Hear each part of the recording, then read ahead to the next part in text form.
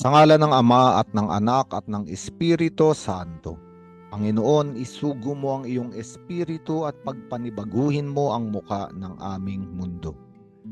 Ang ebanghelyo sa araw na ito ay mula kay San Marcos, Kabanata 10, talata 28 hanggang 31. Ang ebanghelyong ito ay karugtong o kaugnay sa ebanghelyong ating pinagnilayan kahapon, patungkol sa pagiging una ng Diyos sa lahat ng bagay sa daigdig na ito. Kaya nga sa ebanghelyong ito, ang pinag-uusapan ay patungkol sa pag-iiwan ng mga alagad sa kanilang mga mahal sa buhay at kung paano nilang iniwan ang lahat. Kaya nga sinabi ni Pedro, tignan po ninyo, iniwan na namin ang lahat at kami sumunod sa inyo. Sumagot si Jesus, tandaan ninyo, ang sino mang nag-iwan ng kanyang tahanan o mga kapatid, mga magulang, mga anak, mga lupain dahil sa akin at sa magandang balita, ay tatanggap sa buhay na ito ng 100 ulit pa ng mga iyon. Mga bahay, mga kapatid, mga ina, mga anak, at mga lupain. Ngunit may kalakip na pag-uusig. At sa panahong darating magtatamo siya ng buhay na walang hanggan. Ngunit maraming nauuna na mahuhuli at maraming nahuhuli ang mauuna. At itong ebanghelyong ito ay patungkol sa paglagay muli ng ating Diyos sa ibabaw ng lahat. Maging sa ibabaw ng ating mga ugnayang personal, ng ating mga relasyon sa tahanan, relasyon sa mga pinakamamahal nating mahal sa buhay, mga magulang, mga kapatid, ina, ama, mga anak, kahit pa nga mga lupain. At lahat ng ito ay hindi kailangang mangibabaw sa relasyon natin sa Diyos. Kaya nga malinaw sa ebanghelyong ito na hindi masama ang mga relasyon o ugnayan na ito.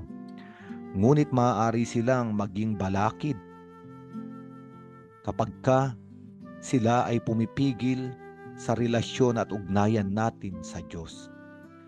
Kapag ang mga ugnayan at relasyon sa tahanan ay pumipigil para sundin natin ang kalooban ng Diyos, dito nagkakaroon ng suliranin.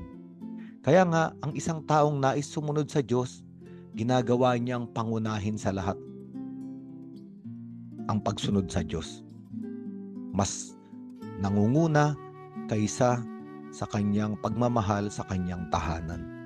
Ngunit ito ay mabuti, sapagkat kapag nakita ng ating mga mahal sa buhay na nangingibabaw ang ating pag-ibig sa Diyos, ito rin ang magtuturo sa kanila upang sumunod sa Diyos. At napakaraming pangyayari sa kasaysayan ng Kristyanismo sa buong daigdig, kahit pa nga sa kasulatan, ang mga taong iniwan ng lahat maging ang kanilang tahanan at sumunod sa kalooban ng Diyos, maging ang kanilang mga mahal sa buhay, ang kanilang tahanan ay sumunod na rin sa Diyos. Ang ibig sabihin, ang pag-iiwan sa mga mahal sa buhay dahil nais nating sumunod sa mga hakbang ng Panginoon ang magliligtas din sa ating mga mahal sa buhay. At sinabi pa ni Jesucristo na ang tahanan, ang pamilya ay hindi lamang tahanan o pamilya sa laman at dugo. Sabi ni Jesucristo, kapag sumunod tayo sa Kanya, kapag sumunod tayo sa kalooban ng Diyos, 100 ulit na dadami ang ating mga mahal sa buhay, mga kapatid, mga ina, mga anak. Ganon din ang mga tirahan ng mga lupain. Bakit?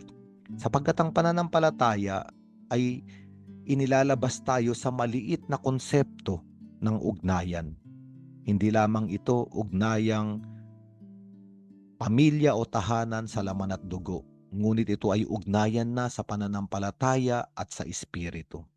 Kaya nga lahat ng nananampalataya kay Jesucristo, lahat ng kinasihan ng Espiritu ng Diyos ay ating nagiging kapatid, ating nagiging ina, ating nagiging ama, ating nagiging mga magulang.